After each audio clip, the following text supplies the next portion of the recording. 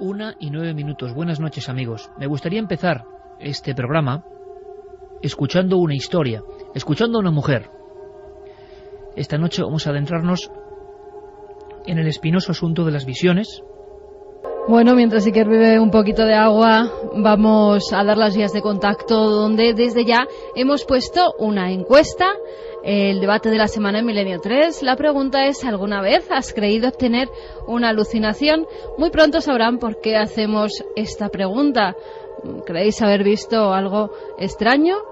Vamos a abrir también las vías de contacto: 27699, palabra clave milenio, espacio, vuestros mensajes, milenio3 con número, @cadenaser.com, y como siempre www.cadenaser.com. Además tenemos un regalo impactante, precioso libro, el libro de oro de los magos y las brujas, escrito por Tomás Hijo, pues que ha tenido a bien enviarnos 3 ejemplares que vamos a sortear entre esas vías de contacto.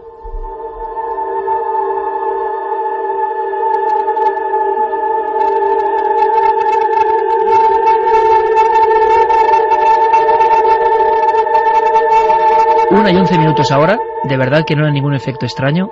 Sigo con la voz un poco tomada, quizás porque esta historia no debe contarse, no lo sé, ya me quedo un poco inquieto, sinceramente, amigos. Nunca me ha ocurrido y es una simple casualidad. Quizá por la impresión que uno lleva dentro, sinceramente. Y la impresión es viva y es auténtica. Hemos podido hablar con una mujer, os lo decía, Alicia, una de tantas mujeres, de hombres, que tienen experiencias extrañas. Y experiencias que les persiguen durante toda la vida. Esta misma semana se ha hecho público un estudio que explicaba o intentaba asegurar que las visiones tenían que ver con áreas del cerebro dañadas, epilepsia. Se han explicado grandes visiones de la historia de esa forma. ¿Todo se puede explicar así o no? Yo os pido disculpas, intentaré que mientras estéis escuchando a Alicia mi voz vuelva a la normalidad y no sea esta cosa gutural que tengo ahora, pero de verdad que merece la pena. Manteníamos la conversación hace un par de horas y justo llegaba este caso a nosotros precisamente planificando esta historia. Vamos a hacerlo con investigadores como siempre y con científicos, porque la ciencia también tendrá que decir algo. Aunque esto es tan crudo, tan real, tan increíble, Alicia ha perdido a su hija, lo hizo hace 5 años. Su hija fue arrollada por el tren. Esto le da una dimensión a la historia tremenda, pero es que antes empezaron las visiones proféticas. Hay gente que sufre todo esto y que no puede contarlo, que nadie les cree. Esta historia de Alicia es también un poco homenaje a todas las personas que tienen estos acontecimientos. Lo asombroso como investigadores es cuando esto se conjunta con otros casos prácticamente iguales, prácticamente idénticos. Vamos a escuchar a Alicia, son apenas 10 minutos, es la mejor entrada para esta noche, y luego ahondamos en las visiones. Carmen ha hecho ya la primera pregunta, y el sondeo interesa incluso a los científicos que están aquí con nosotros. ¿Alguna vez habéis tenido una visión, una alucinación compleja? ¿Qué porcentaje dará la encuesta? El 8 de diciembre de 2005, esta madre vio cómo moría su hija. Ha tenido bien contarnos su historia, y sobre todo pedía ayuda. Qué difícil, ¿verdad? Qué difícil dar consuelo a alguien. Escuchad la historia y sobre todo opinad. Hola, buenas noches. Alicia, todo empieza, tú nos escribías con una visión, con una aparición. Tú tienes 14 años, ¿nos puedes ir contando, por favor? Sí, mira, yo tenía entonces 14 años, ahora tengo 47, o sea que llevo pues 33 años exactos, que desde entonces tengo las visiones. Entonces, mira, esto sucede un día, estábamos jugando pues una panda de chicos, pues bueno, pues a lo normal que se juegan, pues unos se esconden, otros te buscan y así. Entonces nosotros estábamos cerca del cementerio, estaríamos como a unos 100 metros del cementerio de aquí de donde yo vivo, y yo estoy de espaldas a una nave. Entonces yo noto como que hay algo que me hace girar la cabeza. Entonces, bueno, llega un momento en que giro la cabeza y lo que es en la esquina de la nave, pues veo, es que no sé ni cómo definirlo, bueno, veo algo que está suspendido en el aire, no está apoyado en el suelo y tiene mucha altura. Claro, para mí era muy alto. Más o menos yo calcularía por las ventanas, después de muchos años que cada vez que paso de día, nunca, desde entonces no he vuelto a pasar de noche, pues más o menos me diría unos 2 metros y algo, y está todo vestido de negro. O sea, es todo negro, no tiene lo que es la fisonomía de un cuerpo humano, y no tiene facciones tampoco en la cara. Lo que sí que veo es que tiene 2 ojos rojos y un sombrero de copa que yo en su día no sabía ni lo que era. ¿Está parado, Alicia? ¿Él no está hace nada? Parado. No, él está parado y nos estaba mirando al grupo de chicos que estábamos ahí. Éramos bastante, yo recuerdo que éramos como unos 10 o 12 podríamos ser. ¿Y todos lo veis al mismo tiempo? No. Yo en ese momento, cuando yo lo veo, pues claro, el susto es ladear el brazo hacia una persona que estaba al lado mío. Entonces él se gira, le ve exactamente igual que yo, y bueno, pues nuestra primera reacción es salir corriendo de allí. Pasa el tiempo, Alicia, y yo no sé si luego hay otras visiones, otras sensaciones, hasta que ocurre pues la desgracia de tu hija. ¿Ocurre algo más o no? Sí, bueno, hasta perder yo a Alicia, yo empiezo a tener visiones. Al principio como que, dejaba que esas visiones avanzaran hasta ver dónde, porque yo cuando las tenía me quedaba parada, y de hecho, bueno, pues recuerdo de estar, por ejemplo, planchando y se me aparecían y llegar a quemar la ropa porque yo me quedaba parada.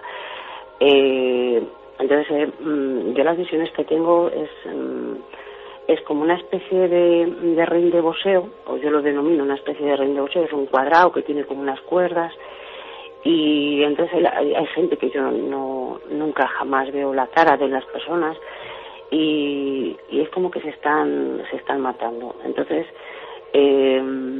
yo al principio pues las empiezo a tener y tampoco, yo tampoco lo asimilaba o quería pensar que era a raíz de ver a este hombre, ¿no? Entonces siempre que me pasan, alguien que yo conozco pues fallece. Y siempre a raíz, la primera observación, esto es muy importante, siempre es la de la primera figura jugando con los niños junto al cementerio. Antes de eso nada, eso parece que inicia las visiones. Sí, yo antes de ver a este hombre jamás, nunca. Yo todo esto me sucede a raíz de verle. Pero no ha habido ninguna otra visión tan clara, digamos, no que ocurre dentro del cerebro, sino tan exterior como la de esta figura negra. ¿No ha vuelto a pasar? No. Yo no he vuelto a ver a nadie, ni he vuelto a nada parecido ni semejante. Parece que hay unas visiones todavía más intensas. Nos has hablado de unas visiones que te producen desagrado, lógico, ¿no? Es como gente matándose, algo muy violento. Esas vienen y se van, es decir, esas no estás tú viendo nada con los ojos, sino que es como una sensación, una premonición. Es algo que es tan difícil. Mira, es como que, es mi mente, es mi mente que pasa una y otra vez. Ahora es como cuando tú cierras los ojos, el recuerdo de una película, que tienes esas imágenes y las tienes ahí, entonces. Pero hay algo que cambia, Alicia, ¿no? Hay un momento en que, antes de que ocurriese la desgracia de tu hija, cambian las visiones, ¿no? Tú, por lo que nos has escrito, tenías una visión como de una pierna o algo, ¿no? Sí.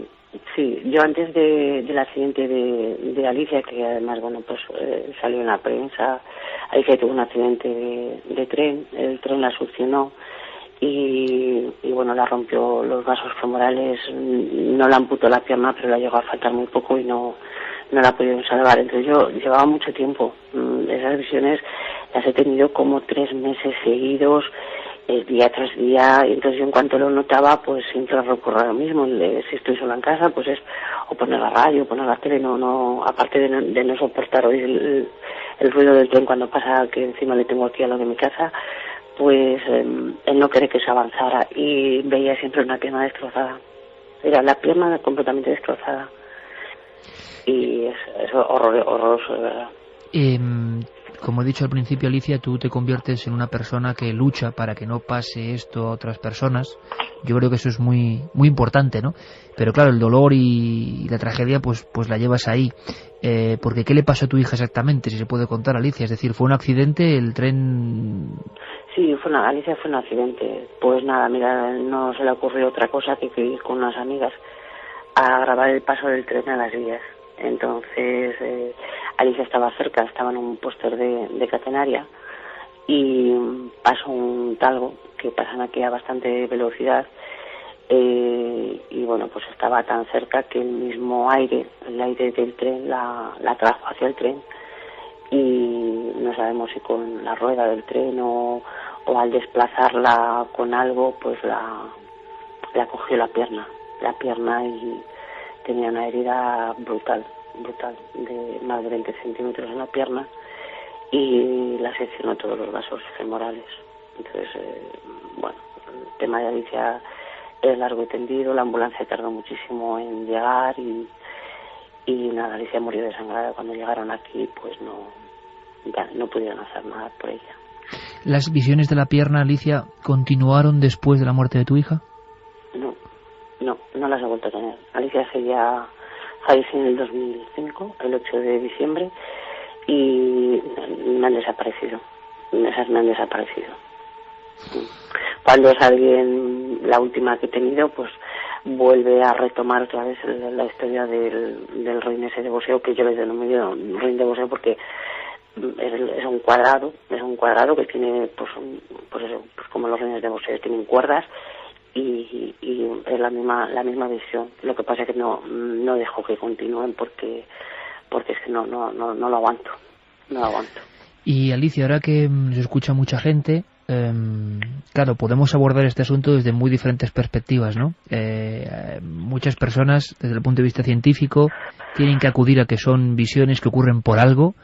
Las personas que creen que hay algo más allá, y yo estoy bastante de acuerdo, creen que hay determinadas personas que tienen una especie de don, que a veces cuando se sufre es más maldición que don, ¿no?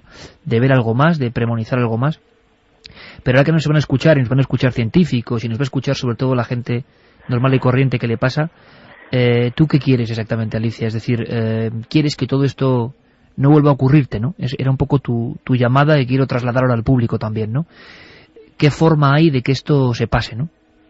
Sí, yo no lo considero un don, o sea, para nada. Lo considero más bien un karma, una desgracia, el tener esto, porque no es nada fácil. Si yo conozco gente que ojalá yo supiera, no sé, o que pasaran cosas felices, ¿sabes? Pero es que ese no es mi caso. Entonces, yo quizá el acudir a vosotros es que esto me desaparezca.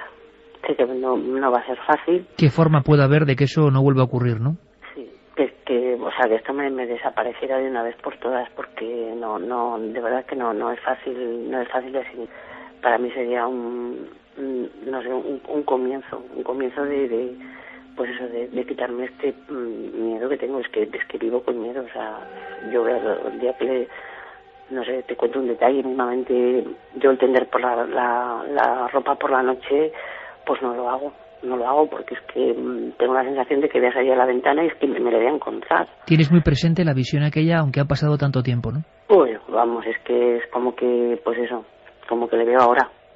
Alicia, pues vamos a intentar que primero hay personas que le ha pasado lo mismo, también saber cómo, si ellos han podido superarlo, y por otro lado, yo te invito a que con especialistas, tanto del punto de vista más científico como del punto de vista de lo sensitivo, que a veces el resultado, siendo serio, claro, puede ser muy interesante, pues podamos ver, ¿no? Si podemos darte un poco de alivio, que es difícil en estos casos. Un abrazo muy fuerte, Alicia. Nada, a vosotros y muchísimas gracias. Nunca antes habías estado tan cerca de lo desconocido. Milenio 3. Cadena SER.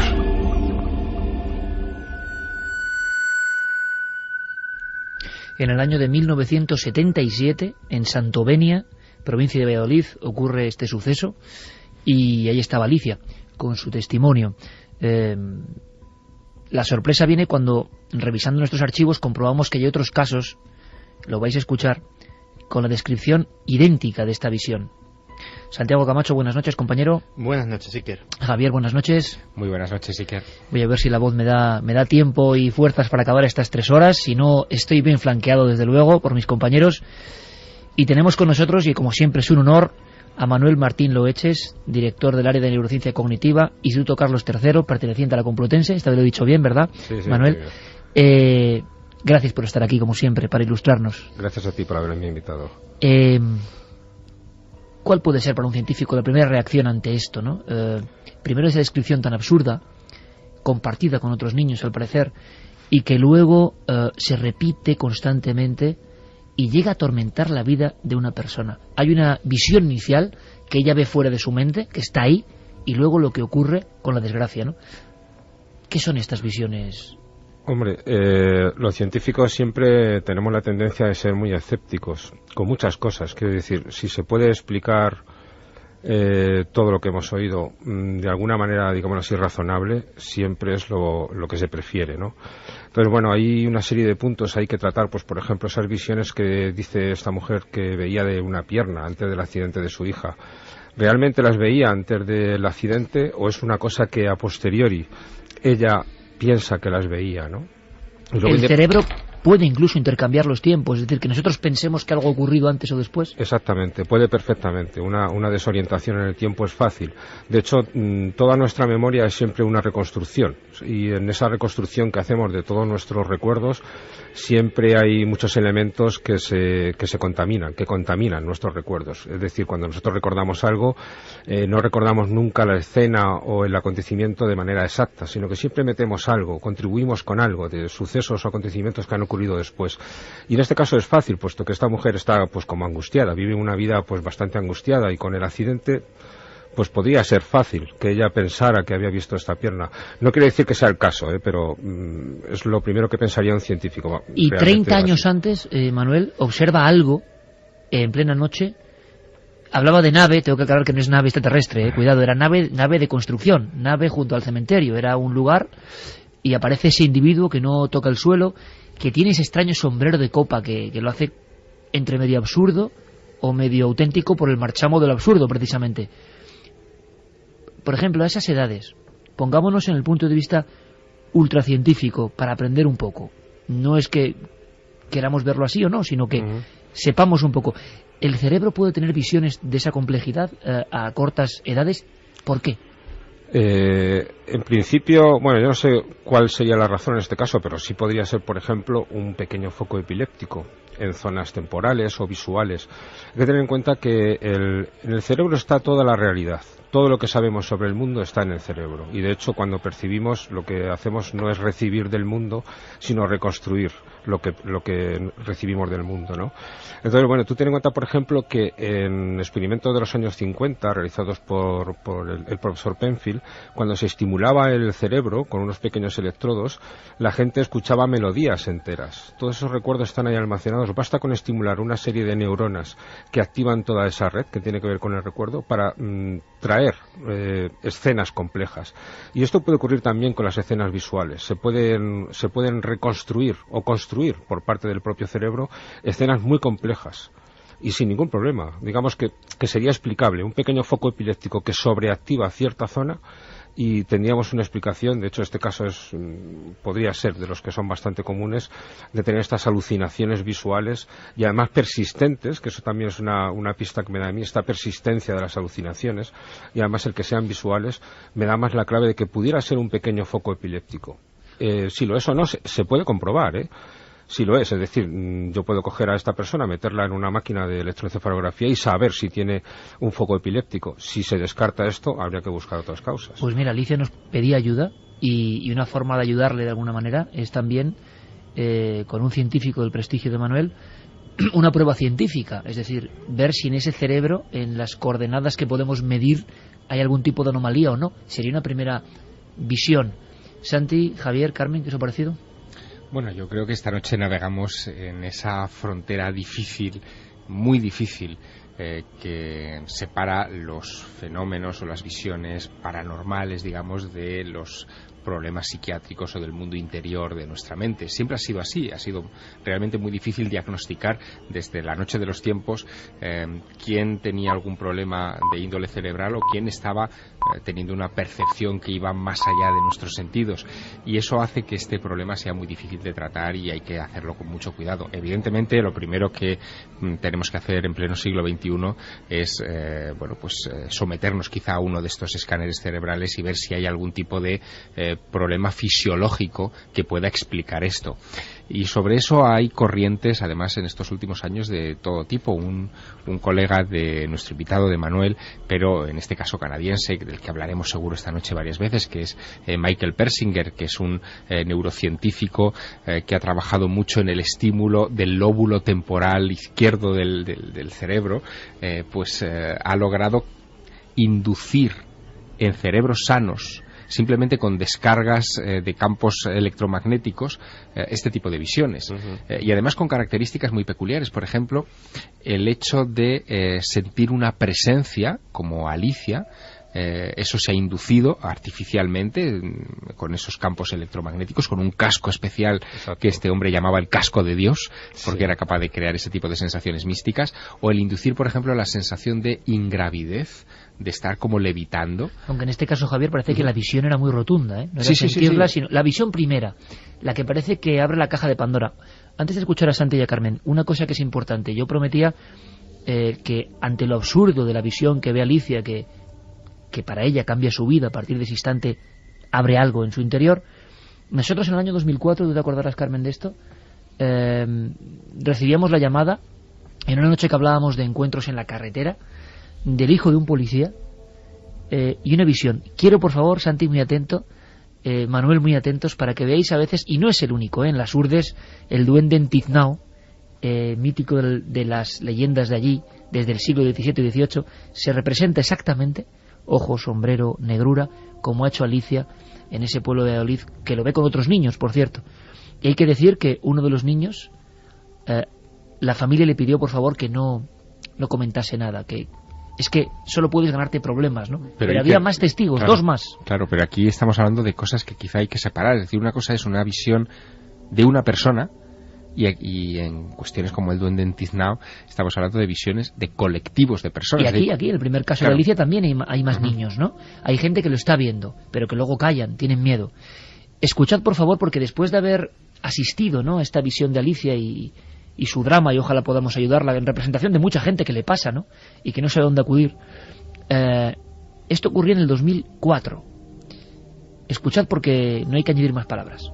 Ella, como cada día, iba a trabajar al Hospital Virgen del Puerto, en Plasencia, y una noche viniendo, una noche fría y lluviosa, pasando el pueblo de Mirabel, llegando a esa curva, pues vio lo que le pareció un hombre todo vestido de negro y con un sombrero también, y parado mirando fijamente hacia la carretera, justo en el arcén, y mirándola a ella fijamente.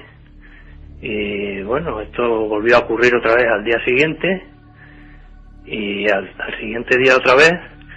Lo que pasa que ella llegó a casa muy asustada el tercer día, que estaba llorando, angustiada, con mucho miedo, que ya la había visto más veces, allí lloviendo y ahí parados, mirando. Y nada, cogió a mi padre, que es policía, y fueron otra vez al sitio, pero allí no había nada, no había nadie ni nada.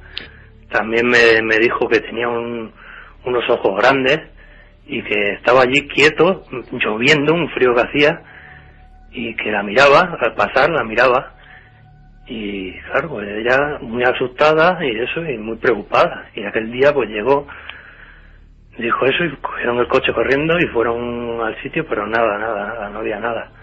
Preguntaron por el pueblo, que si alguien conocía, les contaron cómo era más o menos, pero nadie sabía nada. Y la casualidad es que justo 2 días antes de verlo se había suicidado una persona que se había tirado desde lo alto de las ruinas del castillo. Santi. Pues la verdad es que lo que estamos oyendo, y sobre todo cómo lo vamos a abordar esta noche, creo que es el camino que a día de hoy están siguiendo muchos científicos.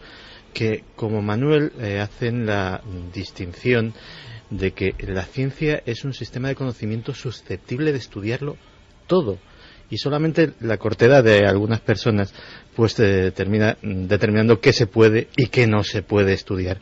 Y realmente sobre este tipo de cosas se están haciendo incluso grandes avances, no solamente de la naturaleza de muchas de estas visiones, sino incluso de qué condiciones las pueden llegar a disparar. En 1998, un científico de la Universidad de Coventry, Vic Tandy, estaba tranquilamente trabajando en su laboratorio cuando tuvo una sensación extraña. El vello se le erizó, empezó a hiperventilar, a sudar copiosamente, a sentirse vigilado, hasta que por la visión periférica de su ojo izquierdo empezó a ver una sombra de algo o alguien que le miraba muy atentamente. Imagínate, estaba trabajando de noche, era un laboratorio absolutamente solitario.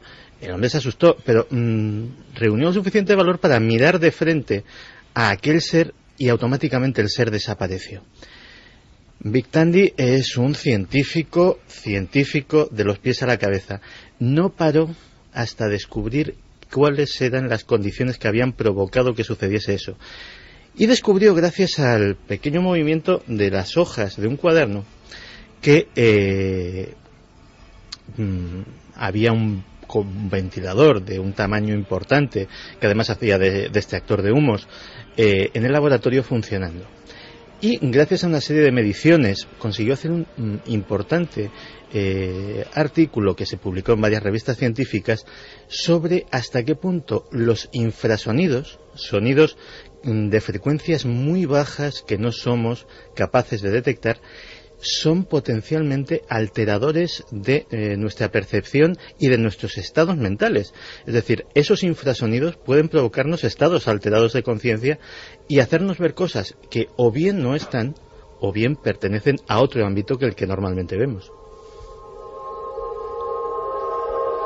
Por cierto, ¿cómo va la encuesta, Carmen?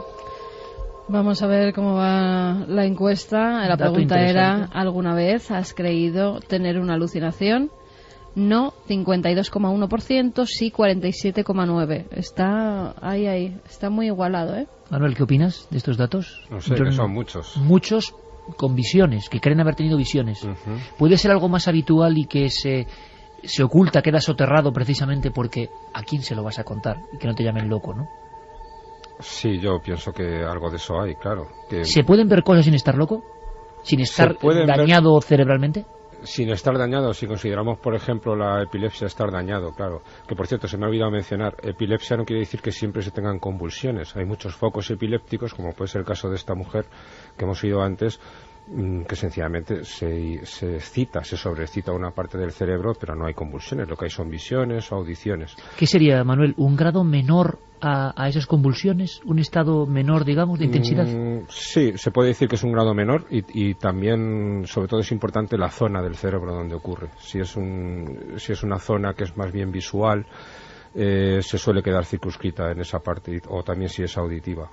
Digamos que hay distintos grados, igual que los hay, por ejemplo, en los niños, lo que llaman el petit mal, que se quedan como oídos. Y eso es un ataque epiléptico, se quedan como... Y de hecho es una de las cosas que hay que descartar antes de pensar en otra sintomatología, ¿no? Es decir, que lo que es la epilepsia, digamos, lo que lo define es como que hay una sobreexcitación de cierta parte del cerebro focal, además, lo que es un foco pequeño, y eso puede causar muchos síntomas. Cuando es muy exagerado, va de un lado a otro del cerebro, es cuando causa las convulsiones. ¿Y habría alguna explicación, que es lo que la mayoría del público, imagino, de nuestros oyentes, estés preguntando ahora mismo, para que personas tan diferentes en momentos clave y como algo exterior a ellos vean la misma figura prácticamente, o el mismo arquetipo, como diría Jung, o el mismo elemento, esa oscuridad? ¿Eso qué es? Repetimos, desde el punto de vista de la ciencia, porque nos interesa, ¿qué puede ser eso? ¿Que el cerebro conforma un puzzle con nuestros terrores que están ahí casi en lo genético? Hombre, hay una serie de cosas, ¿no? Digamos, el cerebro de todos los seres humanos es el mismo, básicamente, ¿no? Entonces es lógico que tenga unos ciertos arquetipos, es decir, que haya ciertas cosas pues que sean comunes, sobre todo para una cierta cultura. También es verdad que muchos de los testimonios que hemos visto son de la misma cultura. y pueden ser, pues yo que sé, retazos de la infancia o de cosas que hayan oído. Por ejemplo, lo más seguro es que en niños que vivan en, yo que sé, en tribus salvajes, salvajes no es un término correcto, pues quizá alucinen más con animales, sus miedos sean más los animales o los lobos en otros sitios. Hay ciertos arquetipos, pero que también están muy influidos por la cultura. Entonces, lo de un personaje vestido de negro con unos ojos luminosos y demás, pues ¿por qué no? Es algo que quizás se haya oído bastante en la infancia, pudiera ser una explicación. Un ejemplo de fantasma, de la muerte. Sí, pero es muy absurdo, porque son muchos los testimonios, además, de personas que identifican la misma figura, un personaje vestido de negro con el sombrero de copa. A veces lleva un maletín, a veces no lleva maletín.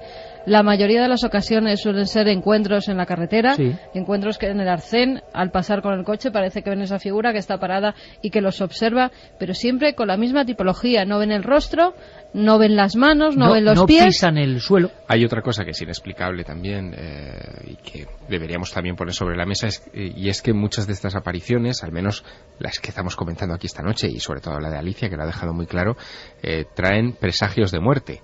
Es decir, hay como un componente premonitorio, es decir, Alicia ve algo y inmediatamente sucede una desgracia a alguien cercano, ella lo ha comentado en ese sentido, y eso sí que es en principio inexplicable. Es como si el cerebro percibiera de alguna manera la existencia de la muerte, ¿no? Y claro, esto es un asunto muy controvertido al que la ciencia desde luego no ha podido encontrar. Aunque eso es un poco alerta. Como he dicho antes, habría que ver si realmente la visión de la pierna, que es la premonitoria, la tenía antes, si hubiera algún testimonio por escrito de ello, alguna constancia de antes de haber ocurrido el accidente. Sería un buen elemento, ¿no? Sería un elemento crucial, digamos, porque a posteriori siempre es muy difícil. El testimonio de Alicia es 3 meses antes de que su hija, de esa forma tan terrible como ha contado, ¿no?, se desangre en la vía del tren, pues ella observa la pierna, y además es la pierna. Lo que dice Manuel, yo creo que también tiene pues todo el sentido del mundo, ¿no? Bueno, saber si eso en qué... Claro, tenemos las apariciones, por ejemplo, de Point Pleasant en los Estados Unidos, del Mothman, ¿no?, del hombre polilla, que entraría dentro de esta categoría de apariciones. Sí, pero que el dibujo es casi lo mismo, prácticamente. Que el dibujo es casi lo mismo, y sí que es premonitorio de una desgracia, que es el hundimiento del puente de Point Pleasant en la noche de Navidad, donde mueren tantas personas. Y no solo eso, Javier, sino que en España tú y y esto salió en la prensa, es decir, que hemos entrevistado a personas que luego, después de estas visiones, esto sí que es extraño, ¿no? Y yo creo que Javier y yo lo hemos recordado en alguna ocasión. Tú en la provincia de Guadalajara, en la zona de Yebra, y yo en la zona de Las Urdes, Vegas de Coria, personas que observan prácticamente lo mismo y que luego tienen un arrebato tremendo criminal y acaban con la vida de su hermano, en el caso de Vegas de Coria, y en el de Yebra no recuerdo bien a quién era, quizá también un hermano, a un familiar. Claro, la gran pregunta es, ¿lo que vieron les motivó a ello? ¿O ya residía en su cerebro algún tipo de dolencia que luego estalló, ¿no?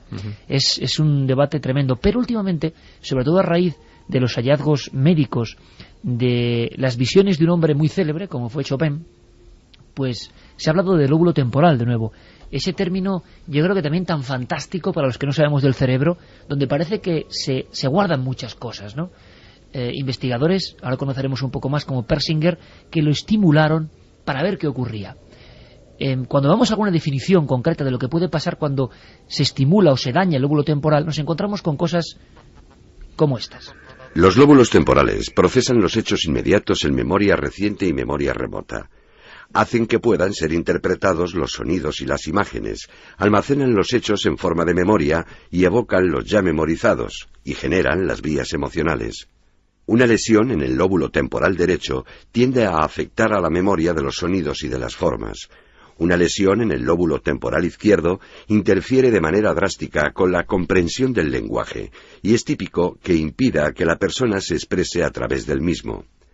Las personas con una lesión en el lóbulo temporal derecho no dominante pueden experimentar cambios de personalidad, como pérdida de sentido del humor, un grado inusual de religiosidad, obsesiones y pérdida de la libido. ¿Dónde está, Manuel, el lóbulo temporal? Para que todo el mundo lo localicemos en nuestro propio cráneo, ¿no? El lóbulo temporal se encuentra, digamos, detrás de nuestros oídos, un poco por encima de ellos, ¿no? En los dos lados. Tenemos 2 lóbulos temporales, como tenemos 2 de cada lóbulo. Y es una pieza muy importante de nuestro cerebro, igual que hasta hace poco se pensaba que era el lóbulo frontal lo que nos hacía más humanos, lo que nos hacía más especiales. El lóbulo temporal se está viendo últimamente que tiene muchísima importancia. Contiene dentro de él dos piezas muy importantes de nuestro cerebro, una que es el hipocampo y otra que es la amígdala. El hipocampo es una especie de apéndice, como el hipocampo significa caballo de mar en latín. Entonces tiene una especie de forma de caballito de mar, y la amígdala es almendra en latín, entonces es como una pequeñita almendra que también tenemos delante del hipocampo. Los dos son partes del sistema límbico, son partes del sistema de las emociones del cerebro.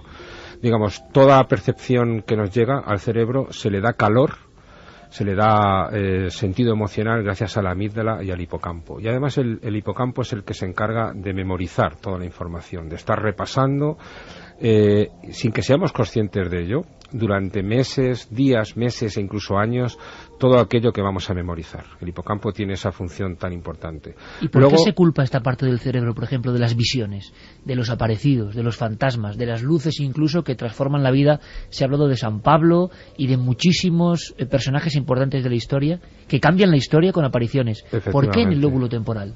El lóbulo temporal, además de estas dos piezas de lo que es el hipocampo y la amígdala, es que contiene en lo que lo rodea, lo que es ya el propio lóbulo visto desde fuera, contiene toda la información visual compleja. Es decir, lo que sabemos para identificar a las personas. Es decir, yo la cara tuya, por ejemplo, la tengo en mi lóbulo temporal y te reconozco porque activo esa parte.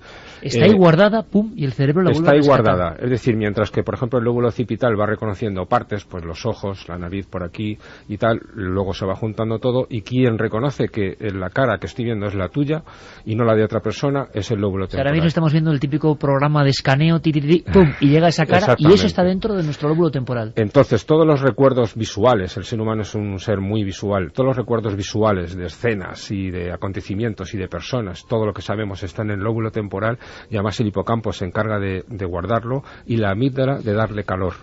Entonces está ahí lo más importante. Bueno, y cualquier alteración de eso, ¿perdón? Cualquier alteración de esa zona genera cosas. Genera muchas cosas.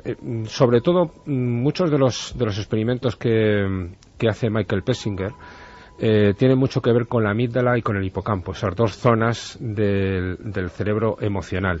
Precisamente al ocasionar emociones intensas, las visiones que se generan no es porque se originen en esas dos zonas, sino en lo que les rodea, en el lóbulo temporal en sí, es decir, en las partes donde se guardan estas visiones.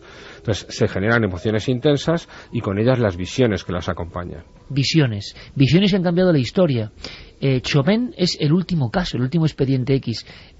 Carmen ha hablado con un doctor que ha puesto una teoría sobre la mesa y ha tenido un eco mundial en estos días. Hemos podido hablar con él y se lo agradecemos. ¿Pero qué contaba Chopin? Pues contaba cosas, apariciones, en Mallorca, por ejemplo, como estas. Una extraña aventura me ocurrió mientras yo estaba tocando mi sonata bemol para algunos amigos. Yo había tocado el scherzo allegro más o menos bien y estaba a punto de tocar el de marzo, cuando, de repente, vi salir de mi piano esas malditas criaturas que se me habían aparecido en una noche lúgubre en la Cartuja. Tuve que dejar por un tiempo la música para recuperarme.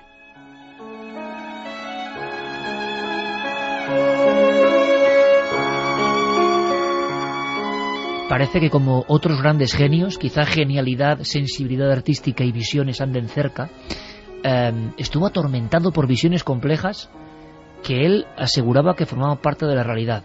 Esta semana Chopin, Carmen, ha sido noticia médica. Noticia médica porque Manuel Vázquez Caruncho, que es médico en el complejo hospitalario Xeralcal de Lugo, es un melómano, así nos lo contaba, y nos decía que empezó a interesarse por la biografía de este gran compositor. Y entonces se dio cuenta de que había cosas extrañas en esas visiones, cosas que le llevaron a pensar que sufría una enfermedad. Él nos lo contaba, y que si quieres escuchamos por qué tenía esos brotes de alucinaciones.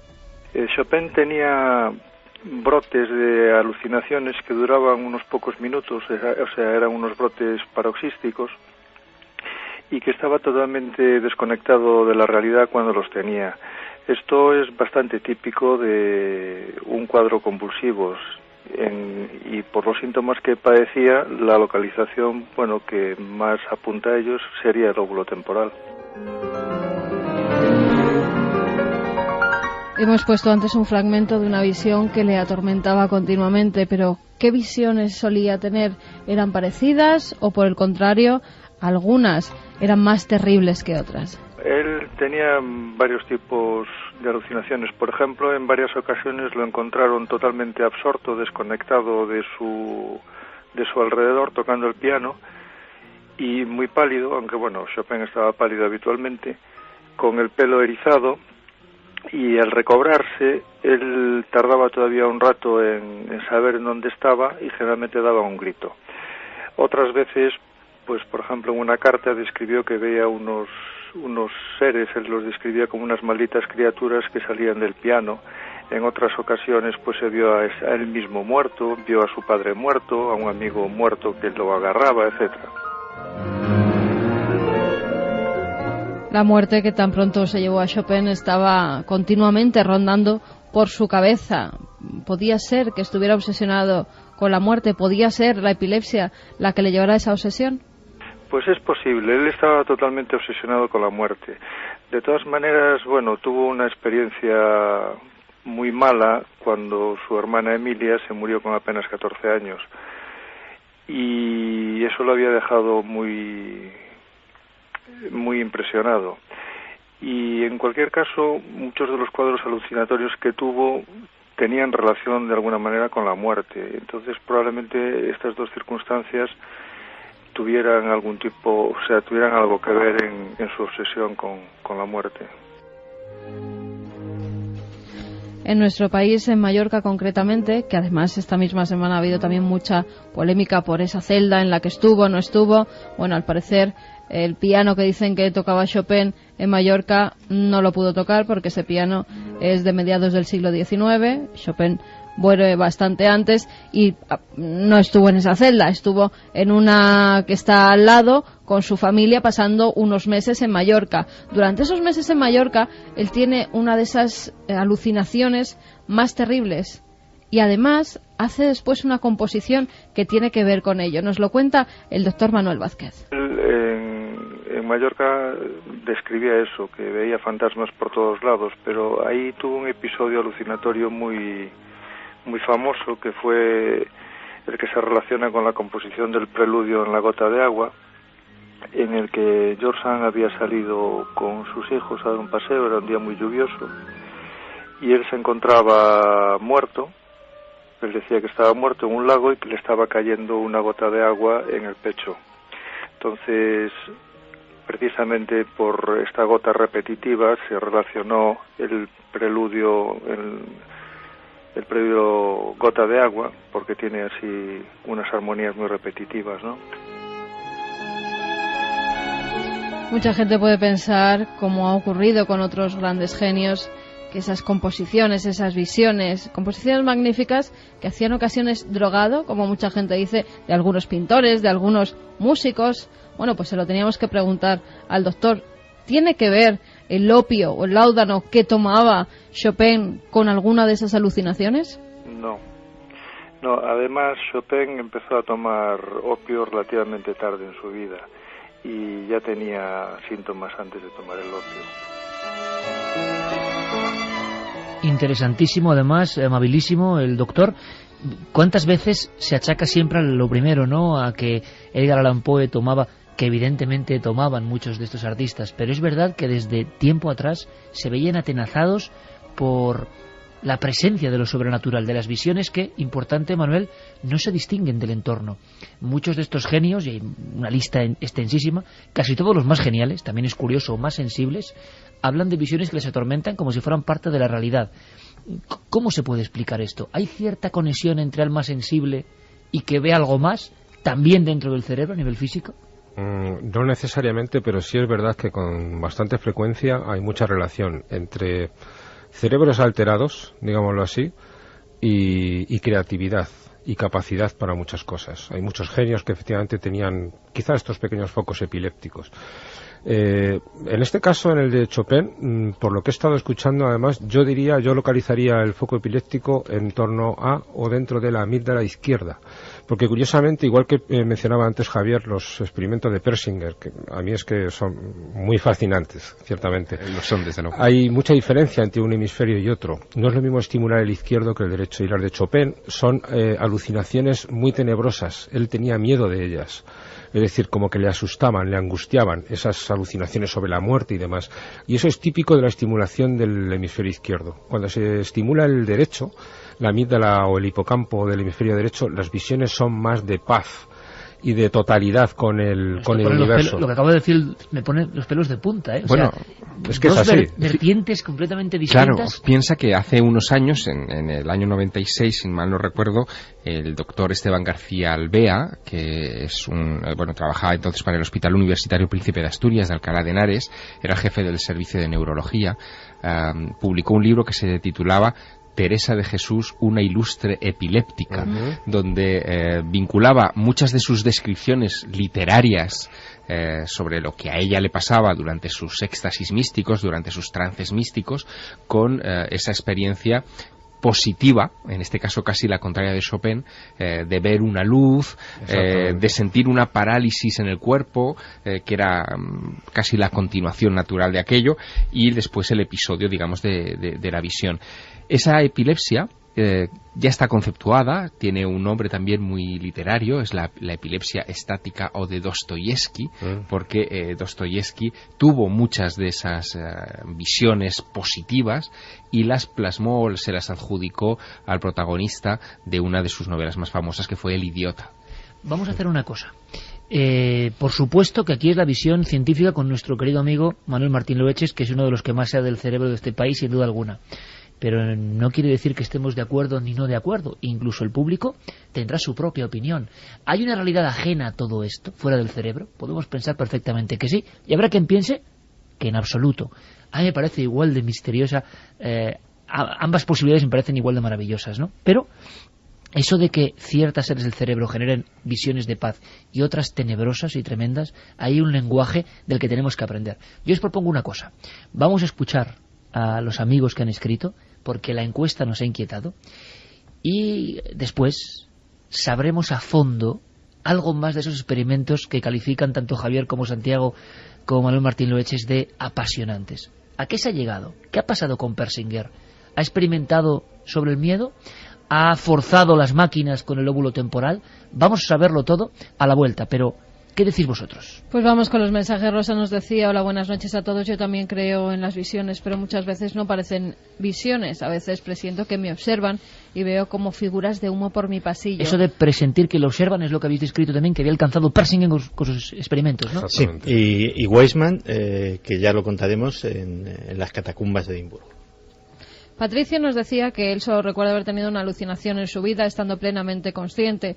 Sufre una cosa que se llama parálisis del sueño y al intentar despertar tengo alucinaciones a veces. Mucha gente nos escribe que tiene parálisis del sueño. A la vuelta le vamos a preguntar a Manuel qué se sabe hoy de esa parálisis del sueño, la sensación de rigidez cuando ocurren estas visiones, porque esto sí que es una de las cuestiones que de verdad yo en los últimos años he visto que afectan a muchísimos oyentes. Yo he tenido y tengo todavía que me coge mi hermano y me empuja cuando tengo peligro. El otro día con un coche que pudo atropellarme. Hola, me llamo Dani. Muchas veces he tenido visiones y a los pocos días sucedía, por ejemplo, soñaba que un amigo se caía y a los pocos días, pues sucedía. El cerebro es una parte compleja del cuerpo humano, nos dicen, estremecedora la experiencia de Alicia, nos comentaba José. Creo que las visiones son avisos de seres que nos protegen y nos avisan. A mí me ha pasado con una voz que me despierta avisándome de algunas situaciones, nos comentaba María desde Barcelona. Otra cosa en la saca para nuestro amigo Manuel a la vuelta. ¿Qué pasa con las alucinaciones auditivas? Que a veces dicen nuestro nombre, que a veces dicen algo en mitad de la noche. ¿Hay explicación o no? Yo soñaba muchas noches que veía cómo se estrellaban aviones y me despertaba muy sofocado y angustiado. A las 2 semanas pasó lo del 11S. Desde entonces no he vuelto a soñar más ni a tener esa pesadilla, nos comentaba Francisco. La parálisis del sueño tiene una explicación científica. Lo curioso es que en ese estado los afectados tienden a ver visiones similares. ¿Compartimos una imaginación colectiva?, se pregunta Alexis. María dice, creo que alguien nos avisa desde el futuro sobre ciertos acontecimientos. La cuestión del tiempo no está aún bien estudiada. Martín, yo tuve una visión de un niño que me dio auténtico pavor, aunque creo que él me estaba pidiendo ayuda. Kete nos dice, hace años de un volantazo al entrar en una curva, no sé por qué lo hice, pero eso me salvó la vida. El coche que venía por la otra vía se pasó a mi carril cuando llegué a su altura. Como siempre, cuando hacemos estas noches del cerebro, ya clásicas, noches del cerebro y del misterio, dentro o fuera del cerebro, eso quizá nunca lo sepamos, hay un eco impresionante, porque la gente rompe el sello del hermetismo y cuenta sus experiencias. A la vuelta, esos experimentos científicos, a dónde están llegando, esas alucinaciones, la parálisis del sueño, y también viajaremos al monte del fin del mundo, y no solo eso, en la tercera hora hay algo muy especial, se llama alerta OVNI, lo vais a entender en la tercera hora. Decía un mensaje en esa plataforma que es Twitter, donde la gente, bueno, resume perfectamente, ¿no? Son tituladores. ¿Qué decía Javier Sierra, un mensaje? Bueno, venía a decir, porque ahora no lo tengo delante, que Iker empieza tosiendo en Milenio 3, se queda sin voz, esto es el fin del mundo. Ojalá se equivoque, pero qué habilidad tiene la gente a veces para bien, ¿no? Para definir situaciones. Casi parecía eso, que yo estaba teniendo una alucinación, un episodio que creo que nunca he tenido realmente, ¿no? Y mira que hemos estado en lugares, pero debe ser muy angustioso, hablando completamente en serio, debe ser angustioso encontrarse con algo que uno no desgarra de la realidad, que está ahí, que pertenece a ella. Y estábamos debatiendo, Manuel Martín Loeches, director del área de neurociencia cognitiva del Instituto Carlos III, perteneciente a la Universidad Complutense de Madrid, una de nuestras máximas autoridades, autor de libros como El cerebro del Homo sapiens, la mente del Homo sapiens, clásico y además que sigo recomendando, aunque ya es muy difícil de encontrar, por desgracia, el mundo de los libros es así, pero para hacernos una idea de básica, para los que no sabemos de casi nada como yo, pero nos interesa casi todo, de cómo es el cerebro, cómo se ha ido formando, cómo ha evolucionado y qué sorpresas nos puede dar. Es increíble el arsenal de visiones, Carmen, que hemos ido recibiendo, tan gráficas, tan distintas. Y Manuel me decía, lo que es extraño, permíteme esta confidencia, Manuel, es esas figuras que se repiten constantemente. Es decir, que haya visiones está muy bien, pero que se repitan las figuras como si fueran calcos, ¿cómo podríamos explicar ahí? Hay como diría Jung, un archivo acásico, algo genético, claro, ¿dónde está lo genético y lo mental, no? Que guarda los miedos primitivos y que se representan en diferentes entornos, acudimos a ellos, abrimos esa puerta, porque es difícil. Yo te contaría seguro 20 o 30 casos con este individuo exacto, seguro, en España, con nombres y apellidos. Entonces, es muy difícil saber el por qué coincide tanta gente en tener esa misma figura que le causa miedo, ¿no? Lo que dices de los arquetipos, ¿no? El ejemplo junguiano, sí que es cierto que hay unos ciertos arquetipos, es lo que decía antes, el cerebro es el mismo para todos los seres humanos y hay ciertas cosas que son comunes.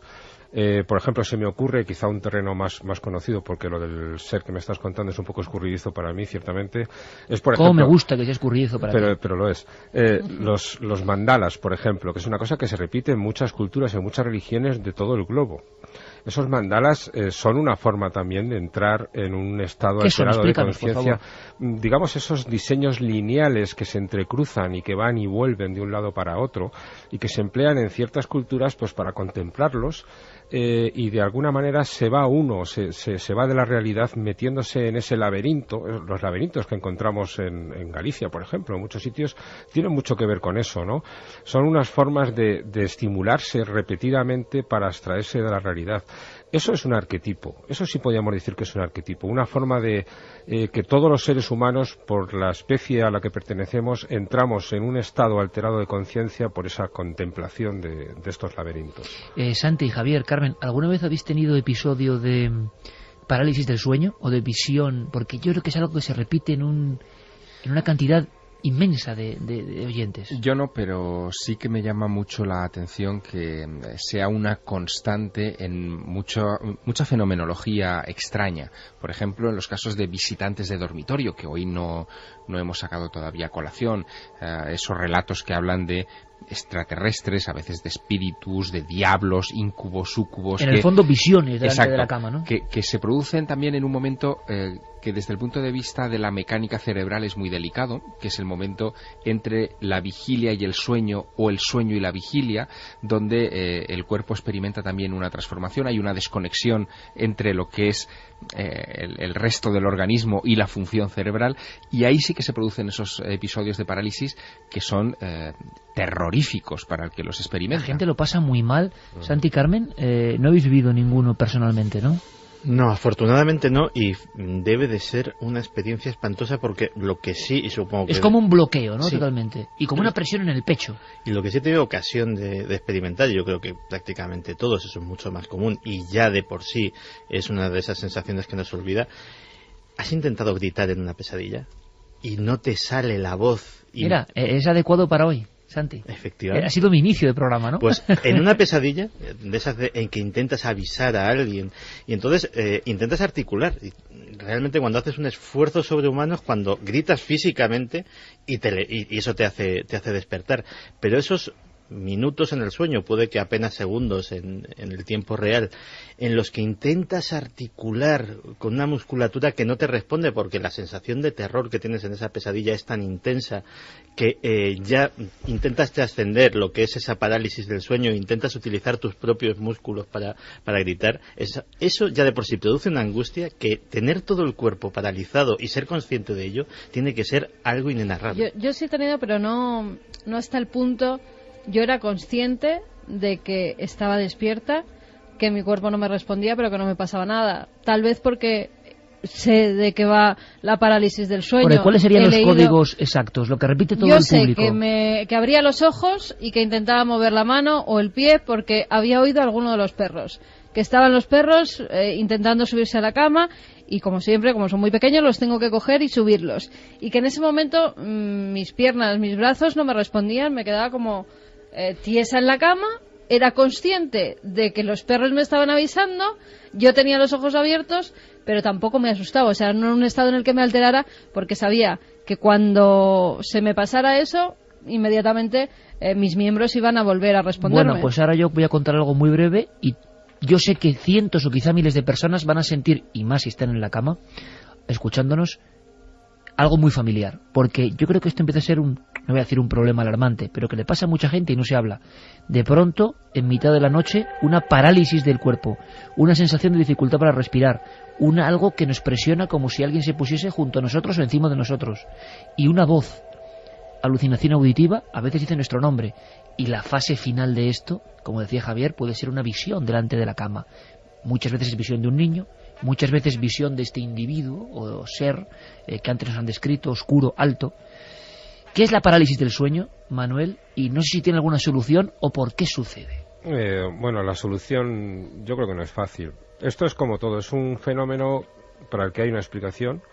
Lo que pasa es que, dadas las circunstancias, es difícil de estudiar a fondo, porque habría que tener a una persona en esa situación, en un escáner, y eso, pues como pasa con tantas cosas, es imposible, como cuando se tienen visiones. Es muy escaso el caso en que se haya conseguido esto.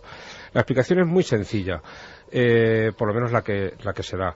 En el sueño hay varias etapas. Cuando uno empieza a dormirse, la primera etapa es un sueño ligero, luego va bajando, cada vez es más profundo el sueño, hasta que llega a lo que se llama el sueño paradójico. El sueño paradójico tiene el nombre precisamente porque es el sueño en el que nuestra mente está más activa.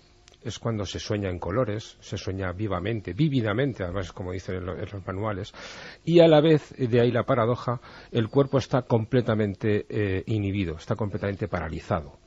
De ahí el nombre de paradójico. El cuerpo completamente paralizado, la mente completamente activada. Cuando se sale de esta fase REM, o sueño paradójico, se llama REM también por los movimientos rápidos de los ojos, Rapid Eye Movements, porque curiosamente cuando soñamos los ojos van de un lado para otro como locos totalmente. Pues cuando se sale de esta fase, a veces hay algún fallo en el sistema nervioso por el cual la parálisis del cuerpo no se termina de quitar, pero va uno volviendo a otras fases de sueño más ligero. Y entonces es en esa fase en la que uno está despierto o medio despierto, pero el cuerpo todavía no ha salido de la parálisis, cuando se explican estas parálisis del sueño, cuando uno está consciente pero paralizado. Ver a un individuo a los pies de nuestra propia cama, que nos observa, es como que, científicamente me refiero, que los fragmentos del último sueño se hubiesen quedado ahí como si fueran diapositivas interseccionando la propia realidad. Claro, tú llegas a ver tu entorno de tu habitación, pero de repente hay algo anómalo ahí enfrente. Hombre, ahí hay que ver, cuando uno sale de una fase REM muy repentinamente, todavía está imbuido de la historia que estaba uno reconstruyendo, porque se piensa muchas veces que los sueños son reconstrucciones. El cerebro lo que hace es reconstruir continuamente todo aquello que coge o que recoge. Entonces quizá esas reconstrucciones que estaba haciendo durante el sueño todavía están vívidas, están ahí, y las acaba mezclando con la realidad inmediata. Entonces quizá puede ir viendo algunos de los contenidos del sueño según se va despertando.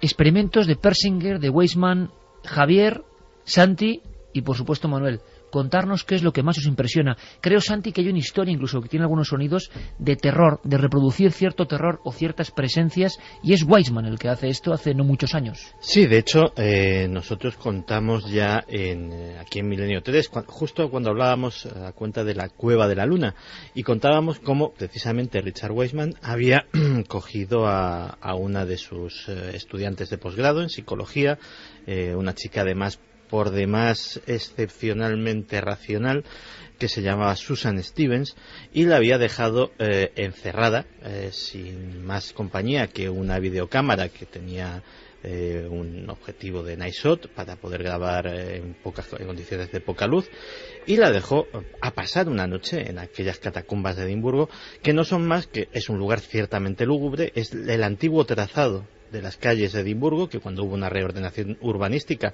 quedó bajo tierra, y durante muchos años pues fue refugio de lo peor de la ciudad, desde prostitutas hasta ladrones de cadáveres, y que finalmente pues se ha terminado convirtiendo en una atracción turística. Pues en esa atracción turística ciertamente sobrecogedora se quedó esta chica, y pues como contamos, apenas a los 5 minutos empezaron las primeras alteraciones, y en un par de horas esta chica racional, brillante estudiante de posgrado, etcétera, etcétera, estaba suplicando con lágrimas en los ojos que la dejasen salir. Había llegado a percibir visiones. Había llegado a percibir visiones, respiraciones en su cuello, sonidos que un micrófono de control no captaba. Es decir, estaba monitorizado todo aquello, y ella oía pasos, oía roces, oía susurros que no estaban. Y claro, al doctor Weisman, que es un psicólogo, y casi parapsicólogo, digo casi porque es de una línea muy, muy, muy escéptica, pero es un individuo brillante que, por lo menos en contra de muchos escépticos que tenemos por aquí, pues intenta apoyar sus afirmaciones con experimentos. Pues se le ocurrió hacer un experimento costoso, pero realmente interesante. Es decir, ¿hasta qué punto el ambiente puede contribuir a alterar la mente para que veamos cosas que de otra forma no veríamos? Y el experimento brillante fue el siguiente: se coge a un grupo de control de X personas que bajan una por una, hacen un trayecto por las catacumbas de Edimburgo con un cuadernito, y van comentando sus impresiones. Luego otro grupo completamente diferente se le somete con un sistema de realidad virtual, un casco de visión en 3D, etcétera, etcétera, a una reproducción informática perfectamente fiel hasta el último milímetro de lo que serían esas catacumbas de Edimburgo, y se les hace un tour virtual en 3 dimensiones, también completamente aislados de sonido y sin más imagen que la que le da ese casco de realidad virtual. Y sorprendentemente los testimonios de uno y otro grupo son casi iguales, y desde luego alguien que no lo supiera no podría distinguir los unos de los otros, y ambos pues sienten presencias, sombras que no están en el programa informático y que de repente ven deslizarse por un corredor lejano. Es decir, cómo el ambiente muchas veces contribuye a que nuestra propia mente juegue con nosotros. Podemos también decir que algunos de los experimentos, o estar en ese ambiente alejado del ambiente real, nos aproxima a una realidad que existe efectivamente paralela a la nuestra o diferente, y que entonces podemos captar. Aquello de por qué los casos extraños ocurren en casas por la noche y demás, y dices, bueno, es que por el día este edificio está lleno de gente haciendo ruidos y transitando, y los guardias de seguridad, por ejemplo, los vigilantes, perciben ese edificio en otro momento, cuando todo tiene su calma. Experimento, Javier, que a ti me está llamando la atención, de Persinger en este caso. Bueno, a mí lo que más me ha llamado la atención es el interés que siempre ha puesto Persinger en cómo los campos electromagnéticos afectan al funcionamiento del cerebro. Se supone que el cerebro es una especie de coraza estanca, o al menos se suponía antes de muchos de estos experimentos, y que no era fácil que, en fin, por ejemplo, ondas electromagnéticas de baja frecuencia, sonidos de baja frecuencia o de muy alta frecuencia pudieran alterar el comportamiento. Incluso, por ejemplo, ondas sísmicas, que esto también es muy interesante y que explicaría por qué antes de un terremoto hay muchas personas que sienten cosas especiales y que tendría que ver precisamente con este tipo de afectaciones de lo invisible que es el espectro electromagnético, pero que está en todas partes. Michael Persinger lo que hace, por lo tanto, es, sabiendo de la influencia de estos campos electromagnéticos, va aplicando descargas electromagnéticas de diversa consideración, porque el campo electromagnético es muy amplio, a diversos puntos del cerebro, y estudiando las reacciones. Y es así cuando se encuentra con este tipo de reacciones que comentábamos antes, místicas o de terror, según va accionando o pulsando teclas en el cerebro humano. ¿Qué quiere decir eso? Pues que, por un lado, esos mecanismos cerebrales son los que desencadenan esas reacciones, eso no cabe duda, pero la duda que genera Michael Persinger con esos experimentos es si ese estímulo externo sería la explicación para algunos de estos casos. Por ejemplo, él se propuso rastrear muchos episodios de abducción. Durante un tiempo estuvo obsesionado con el caso de las abducciones, porque este hombre lleva muchos años trabajando en este terreno y tiene más de 200 publicaciones científicas sobre este particular. Y descubrió que la esencia de muchos casos de abducción, él podía reproducirla, hasta el punto de que, por ejemplo, esa sensación que tienen muchos abducidos de sentirse succionados hacia arriba por una fuerza que, en fin, que los arranca del suelo, se puede provocar, se puede estimular electromagnéticamente en el cerebro. Aquí la clave y el debate está en qué fue antes, el huevo o la gallina, dónde está la realidad en este asunto, si hay un estímulo real que es el que provoca eso o si todo es mental. Pues está el debate muy abierto, porque lo que es innegable es la cantidad, por ejemplo, de mensajes que están llegando a nuestra central con un rosario tan increíble de visiones que desde luego demuestran que algo hay, que el cerebro es maravilloso y que no demasiado maravilloso para entenderlo incluso desde el punto de vista humano, y que también parece que pasan cosas por lo menos incomprensibles hoy. Porque, Manuel, tú de estos experimentos que has calificado de apasionantes, ¿qué nos contarías gráficamente que te parece un avance interesante? Sí, yo los conozco desde hace más de 20 años, estos experimentos, que lleva mucho tiempo. ¿Más de 20 años? Sí, lleva muchos años, ¿verdad? Sí, y se trata, lo más llamativo es que ha conseguido, estimulando, sobre todo creo que es en el lóbulo temporal derecho, aunque también en el izquierdo, pero en el derecho, sensaciones que se describen en muchísimas religiones. Se ha llegado a decir por parte de los científicos que incluso una escena como la caída del caballo de San Pablo, que observa una visión terrible o maravillosa, y que cambia la historia de la religión, claro, es una interpretación a posteriori como todo, ¿no? Pero científicamente podría tener. Sí, parece que San Pablo es un candidato bastante factible a que tuviera una epilepsia del lóbulo temporal. Y no sabría decirte si derecha o izquierda, pero sí que muchos de sus síntomas tienen mucho que ver con eso. Por ejemplo, uno de ellos, que además se aplicaría incluso a Chopin, de alguna manera, es la hipergrafia. Es decir, muchos pacientes con epilepsia del lóbulo temporal tienden a escribir muchas hojas La música de alguna manera se escribe también, y Chopin podía tener algo de esto, pero por ejemplo Santa Teresa, que han mencionado antes, es un buen caso de ellos, y San Pablo también, todas sus epístolas, que son muchísimas, también lo consideran como un síntoma, como un ejemplo de esa hipergrafia de los epilépticos del lóbulo temporal. Que dentro de nuestros temas recuerda mucho a los casos de escritura automática. Estaba pensando exactamente lo mismo. Claro, o sea, de gente que de repente y que no sabe casi, no es consciente de lo que está escribiendo. Que creen canalizar una información pues de una entidad superior o lo que sea, y bueno, exactamente. Pues y eso luego, tendría que ver por ahí también. Y luego muchas de las visiones que tienen los sujetos de los experimentos de Persinger tienen mucho que ver con la sensación de que todo lo que les rodea y ellos mismos son la misma cosa, como si hubiera una continuidad. Y esto es algo que se describe en muchas religiones, es decir, como que el universo... Fundirse con el universo. Fundirse con Dios. La unidad cósmica. Claro, la unidad cósmica, exactamente. Sí. Pues esa sensación se puede ocasionar artificialmente con un campo magnético, que además es fácil de utilizar. Es una técnica, además, cada vez es más asequible y es fácil de aplicar. Se puede hacer sin que realmente... lo digo como ejemplo de que es un producto del cerebro, ¿no? Que no tenemos por qué estar unidos con el universo para que tengamos esa sensación. La podemos provocar, ¿no?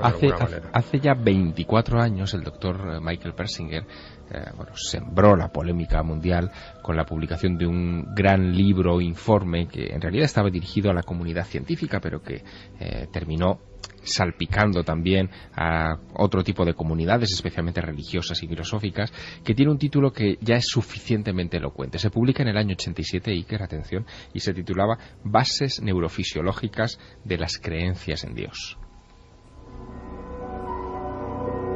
No sin polémica.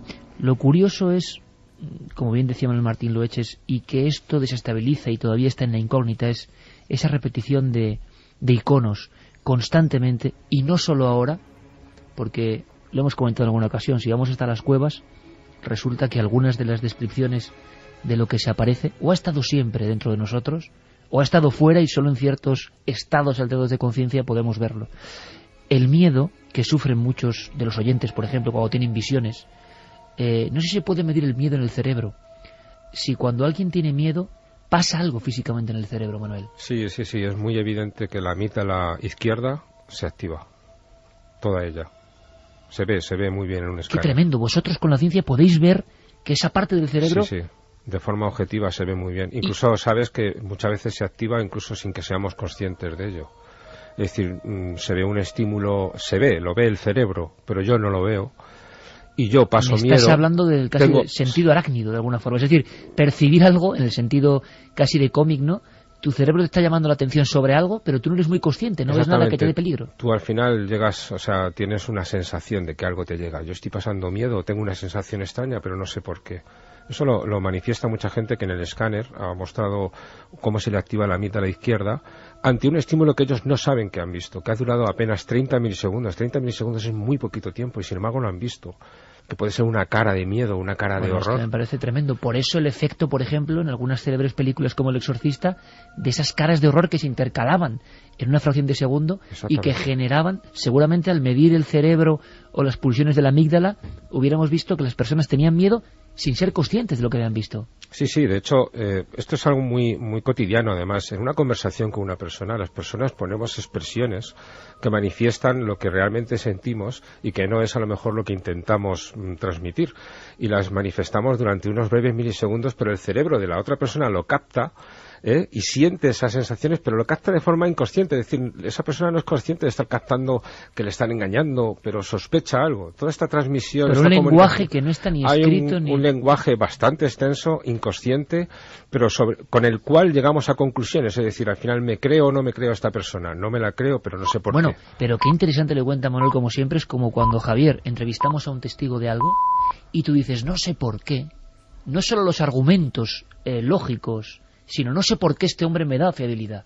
Sé que no me está engañando. O alguien a quien acabas de conocer y te cae mal desde el principio y no sabes por qué. Exacto. Y ya estamos hablando de lo que dice Manuel, de un código entre cerebros. Es que desde el principio, desde que conocemos a una persona, estamos a la busca y captura de estas expresiones, tanto de las manifiestas conscientes como de las inconscientes, que incluso quien las emite no es consciente de ellas. Yo intento poner cara de bueno, pero de repente me traiciona el inconsciente y dejo manifestar mis verdaderas intenciones. Y lo capta, por ejemplo, el otro, además. Lo capta el otro perfectamente. ¿Y diferentes tipos de miedo, Manuel? O sea, miedo más intenso, un tipo de miedo, el miedo, por ejemplo, físico, y el miedo sobrenatural o el miedo religioso, ¿puede medirse? ¿Es diferente? ¿Hay algún estudio al respecto o todavía no se ha llegado a ese umbral? No, digamos, no se ha llegado a investigar hasta ese punto, pero digamos que todo depende de la complejidad de los miedos, de lo que metamos en el miedo. Es decir, miedo como una emoción básica, sentir o no sentir miedo, o acompañarla de otras sensaciones, es decir, por ejemplo, la sensación de identidad o unidad con el cosmos, y a la vez sentir miedo, por ejemplo, que sería una sensación muy compleja, estimulando la amígdala izquierda, el hipocampo derecho, lo complejiza hasta ese punto de tener miedo de la inmensidad, del vacío, aunque normalmente pudiera ser otra sensación. Es decir, es complejizar. El miedo es una sensación básica, lo tienen los animales, es a partir de ahí añadirle más datos para complejizarlo, pues tener una sensación u otra. ¿Y por qué no añadimos como colofón los datos de nuestros amigos y amigas oyentes? Porque el rosario de lo que están contando daría para muchísimas investigaciones. Esto es lo formidable. Hay muchísimos claro, testimonios. Visiones, sí, y resulta que nos hemos dado cuenta con esta encuesta, que no sé cómo va, que nos hemos quedado, y aquí el que sabe de esto es Manuel, alucinados, porque podríamos pensar quizá en un 10, un 15%, como mucho, que tengan visiones, gente normal y corriente, y de repente nos hemos encontrado con no ha variado mucho la encuesta. En ikerjimenez.com la pregunta es: ¿alguna vez has creído tener una alucinación? Sí, un 47,5%, y no un 52,5%. O sea, que estas visiones, otra realidad, sea lo que sea esta realidad, que yo no lo sé, es mucho más común de lo que creemos. Vamos a escuchar. Sí. Vamos a repetir las vías de contacto. Iker, milenio3 con número @cadenaser.com, 27699, palabra clave milenio, espacio vuestros mensajes, y www.cadenaser.com. Sorteamos 3 ejemplares de Magos y Brujas, un libro precioso, muy ilustrado, de un buen amigo, de Tomás Hijo. Carlos nos decía que tiene diagnosticado síndrome de Gilles de la Tourette.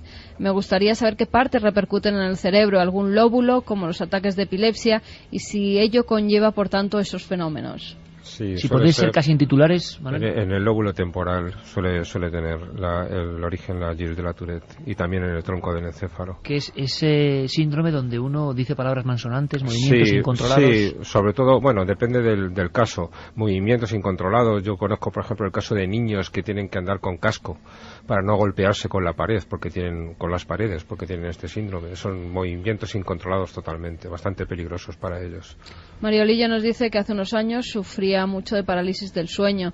Estaba tan obsesionado que hizo un cortometraje que intentaba transmitir aquellas horribles sensaciones. Creo que fui pionero en el cine con este tema. Oye, por favor, que nos diga dónde localizar el cortometraje, porque me parece muy interesante. Alguien que lo sufre y que seguro que por eso tiene visión muy cercana de esa pesadilla, ¿no? Carles Asturiano nos dice: buenas noches desde Valencia. Cuando me despierto en medio de la noche y siendo consciente, noto cómo me tiembla el cerebro. ¿A qué es debido? El cerebro no tiene receptores para las sensaciones. Sabes que muchos experimentos que se hacían en los años 50 con seres humanos se les abría la cabeza con voluntarios, a los que se les pagaba, que solían ser inmigrantes en Estados Unidos, se les abría el cráneo, se les estimulaba el cerebro, pero no hacía falta echarle ninguna anestesia. El cerebro no siente nada. Están los casos de las trepanaciones en el mundo antiguo también, que sabemos positivamente por el crecimiento posterior del hueso que sobrevivieron. Claro, pero que en los 50, Javier, sobrecoge mucho más que en la época antigua, ¿no? Ahí se hacía con condiciones asépticas y tal, bien, o sea, no había ningún problema. Pero lo que quiere decir es que no se le echaba anestesia al cerebro, se le echaba a la piel. Se pinchaba o lo que sea directamente. Sin ningún problema, no se siente nada en el cerebro. Carlos desde Madrid nos decía: en abril del pasado año, al llegar a casa tras una cena en casa con unos amigos, sufrí una especie de ataque tumbado en la cama. Tuve convulsiones y movía las extremidades de forma inconsciente. Desde ahí pude ver al borde de la cama una figura sombría. Me asusté mucho cuando me percaté de que era yo mismo, aunque con un aspecto bastante desmejorado. Mi novia fue testigo del ataque. Al tener familiares con epilepsia, me realicé las pertinentes pruebas médicas, aunque el escáner y el electroencefalograma descartaron lesiones cerebrales y epilepsia. No sé qué pudo pasar esa noche, pero nunca se me va a olvidar esa visión de mí mismo. Qué terrible visión, por cierto, ¿no? ¿Es habitual, Manuel, personas que se ven como un doble? No es habitual en la epilepsia. Se puede dar, pero digamos es una de tantas posibilidades. A la hora de interpretar visiones, que pueda ser uno mismo, no es casual, digámoslo así. Mara está impactada, dice que no puede creer lo que acaba de oír, que su madre vio al hombre vestido de negro con sombrero cuando era pequeña y que también tenía visiones y perdió a su hermano desangrado por la femoral. Él tenía 17 años. O sea, un caso casi clavado al que nos contaba Alicia. Pues por favor que nos dé los datos. Carlos y Fermín se ponen de inmediato a recopilar porque, claro, esto habrá que investigarlo. Mariana Noelia nos dice: tengo una niña de 20 meses y a veces se despierta llorando o riendo y me señala la pared y dice: ahí, mami, ahí. ¿Verá algo que nosotros no vemos? Yo creo que de eso hay que hacer un programa, ¿estaréis de acuerdo conmigo? Sí, los niños. Amigos invisibles, visiones de niños, ¿no, Manuel? Sí, o sea, podríamos tener para 1 hora y media, ¿no? Pues sí, es bastante común en los niños los sueños de este tipo, sí. Hola, interesante el tema el de hoy. Yo sufrí una neuropatía óptica bilateral hace 3 años. Casi me quedé ciego. Aún hoy veo sombras, luces de colores y flashes. No me acostumbro todavía. Me asusto. Nos contaba Andrés desde Plasencia. Luego todo el mundo de los daños realmente en el sistema óptico visual cerebral. Y eso sí provoca quizá visiones y sensaciones más complejas. Cuando hay un daño fuerte. En el caso de la neuropatía óptica, hombre, no es tan complejo. Lo que pasa es que, como ocurre con tantas cosas en el ser humano, lo complejizamos mucho, pues con estos miedos, el que me está pasando. Lo complicamos, que quiero decir que no es que no sea complicado, pero que le añadimos muchas cosas, interpretaciones, miedos, terrores. Cuando tenía 11 años, estando yo solo en el salón de mi casa, vi cruzando el salón un hombre todo vestido de negro con capa y sombrero de copa, como lo habéis comentado en el programa de hoy. Nos dicen también, una vez regresando de madrugada a casa después de trabajar, fui viendo por el arcén y en el mismo sentido de la marcha que yo a un hombre trajeado y con una especie de jaula de pájaros o algo parecido en una de sus manos. O sea, que hay un arquetipo clarísimo, o por lo menos en este país, habría que investigar en otros, una figura que se representa en nuestros miedos. Esté dentro o fuera, yo hablaba de 30 casos, pero es que esta noche están saliendo otros tantos, ¿no? Nos dice también Antonio Manuel García: hace unos años iba con el coche, de repente salió de la cuneta un muchacho de unos 20 años, sin camiseta y pantalón blanco, todo manchado de sangre. Paré el coche unos metros más adelante y el vehículo que me precedió también paró. Nos bajamos y no había nadie. Miramos y anduvimos y ni rastro de sangre. Pero el hombre del otro coche también lo vio. Era una recta de una carretera nacional de Sevilla. Todo eran campos cosechados y no había nada para esconderse en 2 kilómetros. ¿Tuvimos una alucinación?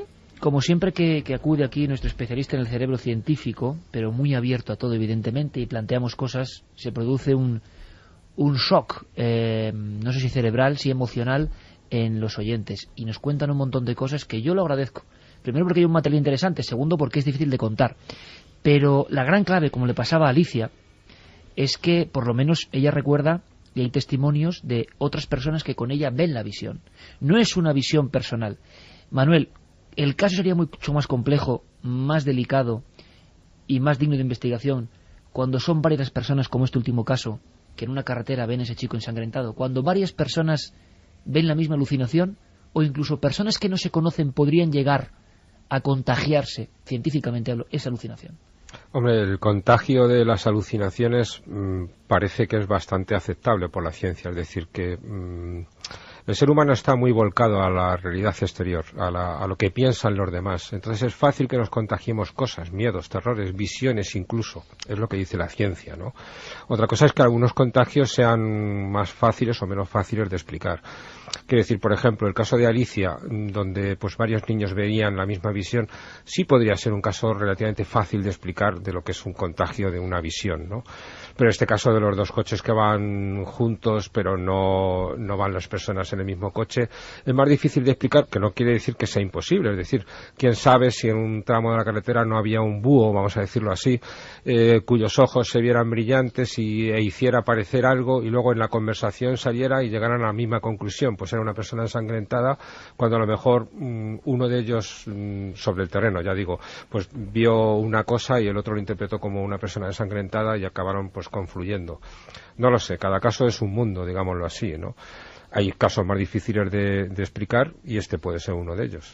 Desde luego, Manuel Martín Loeches, que lo estaba escuchando ahora y a mí me parece, me vas a entender, un personaje muy, muy utilizable en una novela, Javier, ¿verdad? Desde luego. Alguien valiente, porque yo creo que en este país no lo hacen mucho, qué apasionante, qué juego daría la investigación del cerebro, estar tocando ese umbral, estar analizando los datos. A mí me parece apasionante, Manuel, creo que al público también, evidentemente.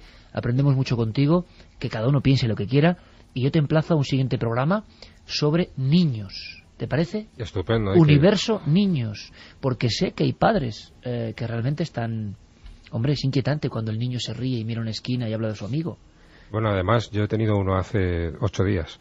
¿Ah, sí? Sí. Enhorabuena, amigo. Enhorabuena, felicidades. Lo tengo muy reciente. Oye, pues analicemos todo, y la próxima visita de Manuel Martín Loeches, un científico de excepción y un buen amigo de este programa, será para hablar de visiones de niños, o visiones con niños, o lo que le pasa a los niños, que yo creo que es un mundo fantástico. Abriremos también esa caja de Pandora. Como siempre, con admiración, amigo. Gracias por estar aquí. Muchas gracias. Felicidades. Gracias. Y enhorabuena, por supuesto. Gracias. Y en apenas unos segundos marchamos ya, creo que conectamos en vivo, en directo, con Pablo Villarrubia en el monte del fin del mundo. Milenio 3. Detrás del misterio. En busca de una respuesta. Cadena Ser. Es un honor y un placer estar con Manuel, porque mientras se va nos lo dice, que es que el caso del hombre de la chistera... Oye, que esto es cosa seria, ¿eh? Que hay que investigar. Que ¿Por qué? ¿Por qué? En el siglo XIX ya hay crónicas, ¿eh? En el Cabezo, en Ladrillar, en el Gasco, en la Batuequilla, del duende en Tiznao, y a descripciones, el tipo. En la tercera hora va a ser algo maravilloso. A Diego Marañón le vamos a dar hasta un poco de sorpresa, porque él viene con una idea, que la haremos, alerta ovni, pero Javier ha traído algunas cosas también. Vamos a diseccionar la alerta ovni casi con cronómetro. La más prodigiosa y la más desconocida. Conoceremos a un gran personaje y lo que pasó en Radio Nueva, 1987. Gente de Vinaroz y comarca, muy atentos, por favor. Se está hablando mucho del monte Bugarach, el monte del fin del mundo. Personas que están allí vendiéndolo todo porque creen que en el 2012 ocurre algo. El monte de reminiscencias de Julio Verne, visiones, bases de ovnis, dicen algunos, en fin, un montón de cosas. Allí está, a estas horas, sabe que se lo agradezco mucho porque las jornadas de rodaje son durísimas, y está allí, a estas horas. No sé si con el viento helado o no. Pablo Villarrubia, hermanito, buenas noches. Buenas madrugadas, Iker. Gracias por estar ahí a las 2:43, Pablo. Necesitamos escuchar tu voz. Sé que has recogido muchos testimonios. ¿Qué está pasando ahora mismo, hoy, a esta hora, en el monte Bugarach, amigo? Pues muchos elementos interesantes hemos recogido aquí, y son cosas que vienen ocurriendo aparentemente desde los años 60, Iker. Una serie de apariciones de fenómenos luminosos sobre esta montaña maravillosa. Es una montaña que tenemos aquí cerca, el monte Bugarach, que ya cuentan antiguas leyendas, ¿no? Leyendas a lo mejor de hace 200, 300 años, de que se oyen en su interior extraños ruidos. ¿Extraños ruidos? Exactamente, como si fueran máquinas trabajando en su interior, según los testimonios, e incluso grabaciones de los años 70, 80, hablan también de luces que emergen de esta montaña de más de 1.200 metros de altura, que casi constantemente está cubierta por nubes, pero durante nuestra visita tuvimos la suerte, la dicha de ver cómo esas nubes que cubrían su cima se abrían de una manera espectacular, dejándonos ver perfectamente la cumbre de esta montaña. El monte Bugarach, para que nuestros oyentes se hagan una idea, se encuentra en las estribaciones de los Pirineos, en el lado francés, muy cerca de poblaciones emblemáticas como Carcassona, por ejemplo, o de pueblos llenos de misterio como Rennes-le-Château, el famoso pueblo que inspiró, en fin, tantas conspiraciones entre Jesús y María Magdalena, donde algunos han ido una incluso... zona calentita. Exacto, donde algunos han ido a buscar incluso los huesos de Jesús de Nazaret. En fin, en esa zona se cuenta de todo. Y es verdad que muchos personajes de la literatura más reciente han pasado por allí, o de la cultura más reciente, como Emma Calvé, soprano, o incluso Julio Verne. Algunos han llegado a decir, como Michel Lamy, uno de los biógrafos de Julio Verne, que el volcán en el que se inspira Julio Verne, que dice que está en Islandia, en su novela Viaje al centro de la Tierra, para ese viaje del profesor Lidenbrock en las entrañas de nuestro planeta, en realidad no es otra cosa que el monte Bugarach. Pero hay una cosa que no entiendo, Javier. y lo va a entender el público ahora mismo. ¿Por qué 2012 y por qué gente está vendiendo todo? ¿Para qué? ¿Cuál es la señal? Y algo más, Pablo, has encontrado a investigadores, personas que nos demuestran que esto viene de tiempo atrás, con investigaciones de auténticos mitos de los misteriólogos franceses. Vamos a escuchar y ahora nos cuentas. Jean de Reny con su amigo Jimmy Dieu han hablado mucho de una base central de ovnis, algo como un hangar para los ovnis debajo de la montaña de Bugarache. Se han grabado sonidos, vibraciones. Es cierto que Jimmy, que se interesó mucho por los ovnis, se sorprendió y nosotros nos preguntamos, ¿es un fenómeno natural? ¿Es que hay una realidad esotérica diferente? ¿Es que puede haber un fenómeno de distorsión del tiempo? Vamos a ver. Todos estos fenómenos, zona ventana dirían algunos, lo que sea, vienen de hace mucho tiempo, Pablo. ¿Qué ha pasado para que incluso el alcalde de la zona haya montado en cólera, por lo menos hace unas semanas así lo publicaban, y haya muchas personas de diferentes partes del mundo? No sé si lo has podido comprobar. Se ha hablado de secta, se ha hablado de personas normales. ¿Por qué allí y qué esperan? Bueno, hay un poco de exageración por parte del alcalde, ¿no?, de esta localidad. Hay que decir que Bugarache, el pueblo, tiene menos de 200 habitantes. Más bien, posiblemente este hombre se asustó ante la petición de más de 10.000 personas de conseguir una plaza en algún hotel, en algún camping alrededor de Bugarache para el año 2012. ¿Me quieres decir que hubo 10.000 peticiones en ese lugar? De momento, ¿no? Yo creo que las quejas, ¿no?, de las que se hizo eco este alcalde y que fueron después repercutir en una prensa mundial, incluso en el New York Times y otros periódicos del mundo entero, van a surtir un efecto contrario a su deseo de no verse invadido, ¿no?, por tanta gente. Pues posiblemente ahora estos 10.000 pasen a ser 20.000 en los próximos días y en los próximos meses, ¿no? Pero Pablo, me estás contando que hay 20.000 personas o 10.000 personas que quieren un lugar más o menos desolado en un monte, junto a un monte. ¿Pero esto está organizado por algún tipo de movimiento sectario o es gente que ha llegado a esa conclusión? Porque, hombre, no sé, me parece insólito, ¿no? No, simplemente estamos hablando del efecto de la comunicación de masas, ¿sí, Iker? Porque de hecho hay una historia, en realidad hay dos historias en relación al Bugarache. Eso me enteré ahora, esos días, haciendo los reportajes, las entrevistas, recorriendo esta zona, hablando con Thierry Becourt, que es de la Asociación de la Bandera de la Paz, un estudioso además de movimientos religiosos. Él me contaba que hay una historia que relaciona el Bugarache con una zona de salvación, incluso ya de época de Nostradamus. Nostradamus se interesó, él además nació muy cerca de esta región, ¿no? Se interesó mucho por la montaña Bugarache y la relacionó posiblemente con un lugar de salvación para el fin del mundo. Ya en leyendas, o por lo menos en historias como estas de Nostradamus.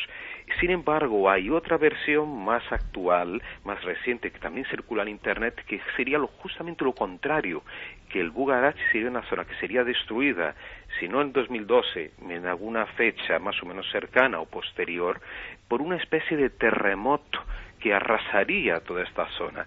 Entonces estamos hablando de dos cosas totalmente incongruentes, ¿no? Dos opiniones o dos teorías o dos leyendas, ¿no?, relacionadas a este lugar. Y hay un detalle curioso, y que también que la gente habla, no sabemos si es verdad o no, que Steven Spielberg, ¿no?, se inspiró en la montaña, en esa gran cantidad de leyendas que hay sobre Bugarache, para hacer su famosa película Encuentros cercanos de tercer tipo. Encuentros en la tercera fase. Bueno, eso es apócrifo. Eso se ha añadido ahora, ¿no, Javier? Eso es, vamos, total y absolutamente. Lo que ocurre es que la zona de la que estamos hablando es una zona que atrae a muchos apasionados del misterio. La propia población del entorno ha convertido el esoterismo y la creencia en lo sobrenatural y en todas estas historias en una fuente de atractivo turístico. Hasta hace poco no era un turismo, digamos que demasiado generoso, pero en los últimos años, entre el Código Da Vinci y otro tipo de historias, pues se ha ido incrementando poco a poco y han ido añadiendo leyenda a la leyenda. Yo creo que ahí la gran tarea que tienes, Pablo, es discernir una cosa de la otra, ¿no? ¿Y qué te has encontrado, Pablo? Gente huidiza, gente extraña, gente haciendo cánticos, no sé, porque nos imaginamos eso, la paranoia también que existe en torno al 2012 y el fin del mundo. ¿Qué es a ti lo que más te ha llamado la atención sobre el terreno? Pues mira, hay que, bueno, justamente como dice Javier Sierra, que hay un poco o bastante exageración en algunos aspectos, ¿no?, relacionados a esta montaña, que fueron añadidos pues solamente con grupos de la nueva era. No digo que con mala voluntad. Las personas con las que he hablado estos días son personas que buscan el Bugarach especialmente como un sitio de meditación, un sitio para relajarse, buscar una concentración. O sea, se habla, por ejemplo, hay personas que buscan simplemente para hacer algún curso. Hay lugares, digamos, en hospedajes alrededor de la montaña en que puedes hacer un curso sobre meditación trascendental, sobre Saint-Germain y sobre una serie de personajes.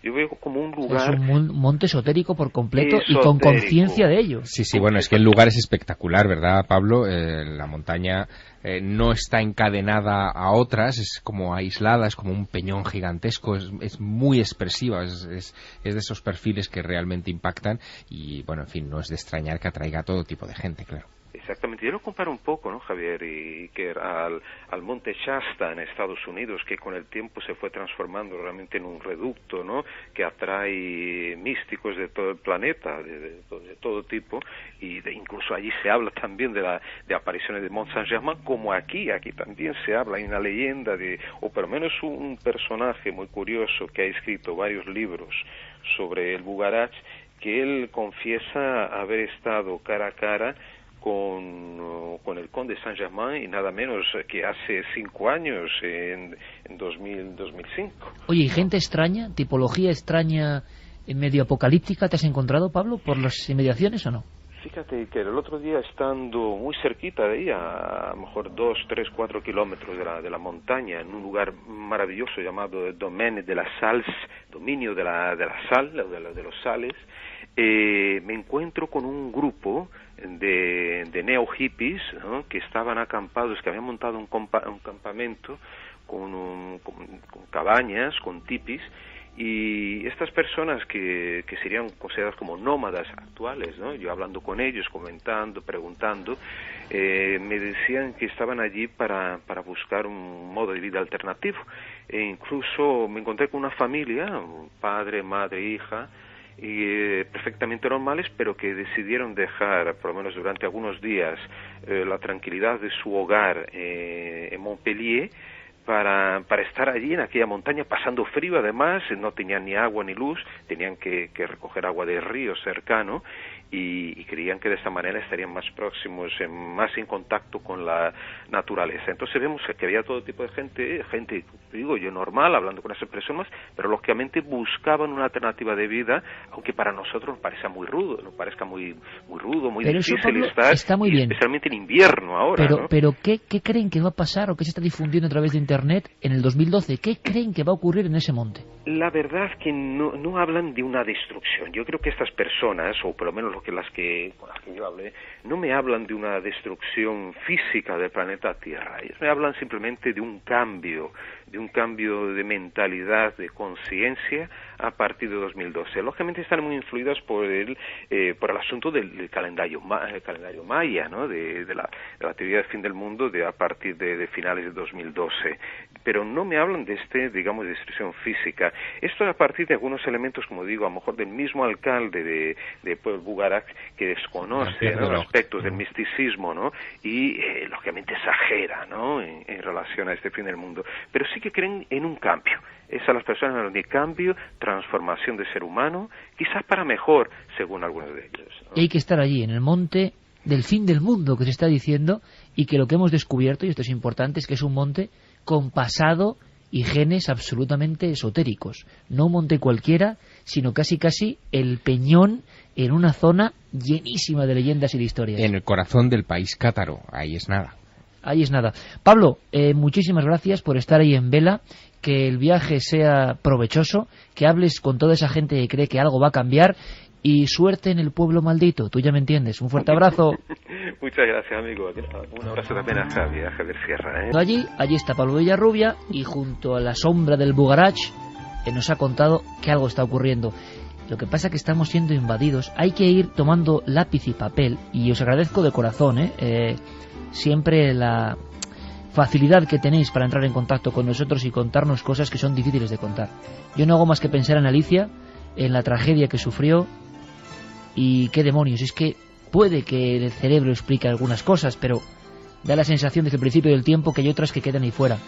Y cuando vosotros contáis que habéis visto al mismo ser, yo me estremezco, no sé qué es, pero desde luego no creo que sea una mentira colectiva. Quizás sí un miedo colectivo, un terror colectivo, y eso siempre es una gran interrogante.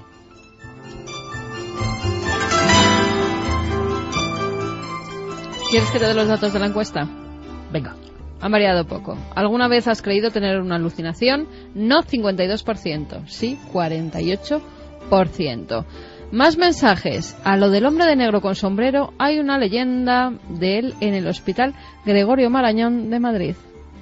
Bien cerquita lo tenemos. Sí, la tendremos que investigar.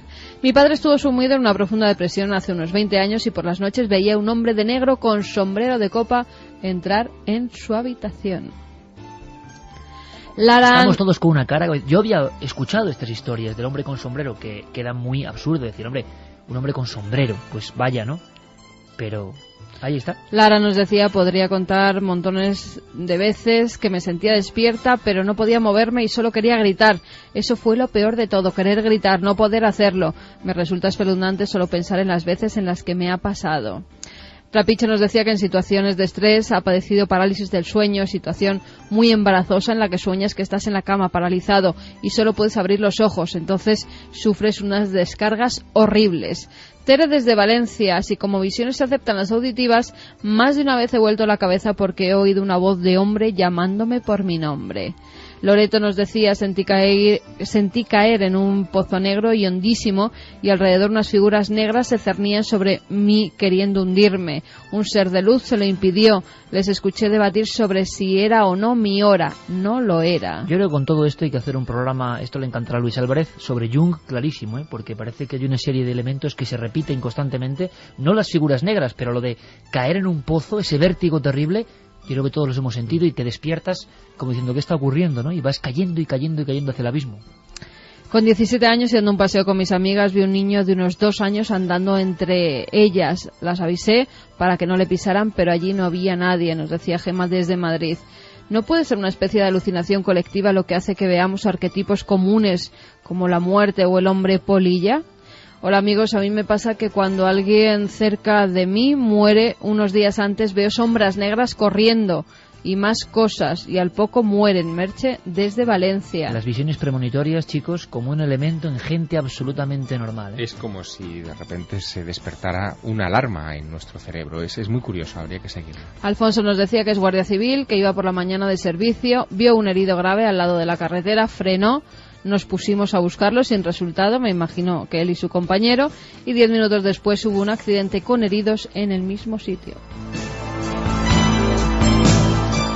Nosotros lo que generamos aquí en Milenio 3, sin duda, es la demostración comunicativa de un inconsciente colectivo, que formáis todos vosotros en un enorme puzzle y que nos dais información que a la vez escucháis, quizá entendamos algo más o surjan más preguntas, que a veces es lo malo o lo bueno, nadie lo sabe. Al regreso tenemos una hora trepidante. Vamos a ver si logramos cambiar el chip, porque el asunto de las visiones es tremendo, y nos vamos a esos años mágicos en los cuales la radio creyó conectar con el cosmos. El concepto alerta ovni, muy español, por cierto, que ha generado 1000 historias, 1000 anécdotas, 1000 miedos y 1000 alegrías. Vamos a vivirlo por dentro, vamos a viajar en el tiempo más que nunca.